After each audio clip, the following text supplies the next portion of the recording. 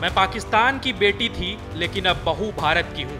मैं पाकिस्तान नहीं जाना चाहती, इसलिए मुझे यहीं रहने दिया जाए। मैं सचिन की शरण में हूँ और इनकी अमानत हूँ। पहलगाम हमले के बाद पाकिस्तानियों को वापस उनके देश भेजा जा रहा है। तब 2 साल से भारत में रह रही सीमा हैदर ने इंस्टाग्राम पर वीडियो शेयर कर अपने लिए रियायत मांगी है। नेपाल के रास्ते अवैध तरीके से भारत आई पाकिस्तानी नागरिक सीमा हैदर फिलहाल ग्रेटर नोएडा में रह रही हैं।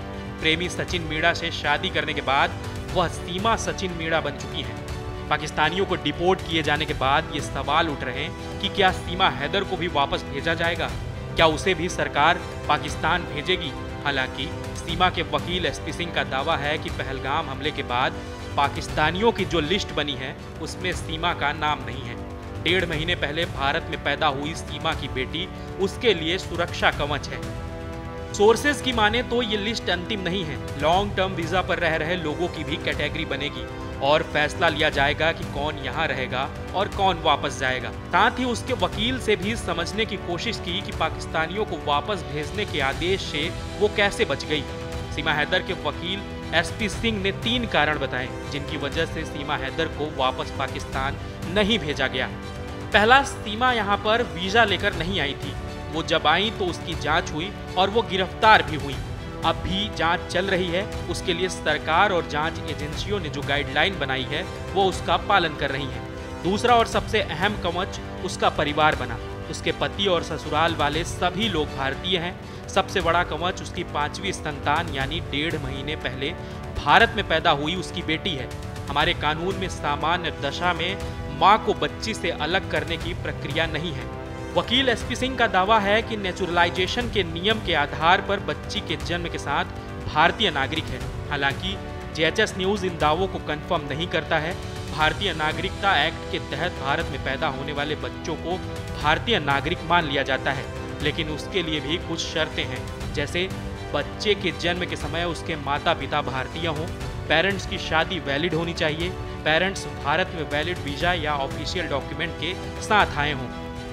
सीमा हैदर के केस में सचिन भारतीय नागरिक है, लेकिन एक शर्त पूरी नहीं हो रही है। सीमा भारत में अवैध तरीके से दाखिल हुई थी और यही बच्चे की नागरिकता में रोड़ा बनेगी। तीसरा, एसपी सिंह के मुताबिक सीमा हैदर ने यहाँ के तौर तरीके से शादी की और हिंदू धर्म अपनाया। वो अब खुद को सीमा हैदर नहीं बल्कि सीमा सचिन मीणा कहती हैं। भारत के नागरिकता अधिनियम 1955 के तहत विदेशी नागरिक कुछ शर्तों को पूरा करने के लिए नेचुरलाइजेशन के जरिए भारतीय नागरिकता के लिए आवेदन कर सकता है। फिलहाल सीमा का भारतीय मूल का ससुराल और 1.5 महीने पहले पैदा हुई उसकी बेटी इस नेचुरलाइजेशन प्रक्रिया की शुरुआत है। अब आपको बता दें, 2019 में सीमा हैदर पबजी गेम के जरिए सचिन मीणा के कांटेक्ट में आई थी। दोनों के बीच अफेयर हुआ और 10 मार्च को वो नेपाल में मिले। सीमा ने दावा किया कि दोनों ने नेपाल के पशुपतिनाथ मंदिर में शादी भी की। उसके बाद दोनों अपने अपने देश वापस लौट गए थे। फिर 10 मई 2023 को सीमा अपने 4 बच्चों के साथ दोबारा नेपाल के पोखरा पहुंची और 13 मई को वो वहां से बस के जरिए भारत आई। सचिन उसे और 4 बच्चों को अपने गांव रबुपुरा ले गया। यहाँ सब 5 दिन रहे। 30 जून को दोनों बुलंदशहर में कोर्ट मैरिज करने पहुंचे। यहाँ वकील ने पाकिस्तानी आईडी कार्ड देखकर पुलिस को इसकी जानकारी दी। 3 जुलाई 2023 को हरियाणा के बल्लभगढ़ से सीमा सचिन को अरेस्ट कर लिया गया। अभी दोनों कोर्ट से जमानत पर रिहा हैं। एटीएस जांच कर रही है। अभी जांच एजेंसी से सीमा को क्लीन चिट नहीं मिली है।